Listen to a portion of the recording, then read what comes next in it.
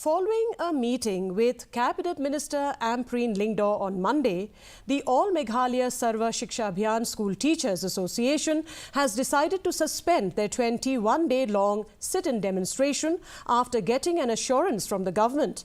President of the association, Peter Tirnyang, said that the government assured the enhancement demanded by the association will be provided, that it will take a few months. According to the association, the last salary enhancement was made in 2018, which was 8 years ago. The association also stated that they will stick to their demands for 100% salary enhancement.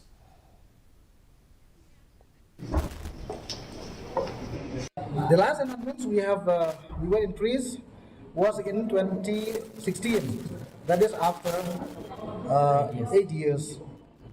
Coming back to all the teachers of Meghalaya who are teaching in Meghalaya, that we announced from this time, from today, that we are suspended the agitation which was started from the 1st of October, and the rally which was organized to be held on 23rd of this month also is called off, as the government has assured us regarding the announcement of salary.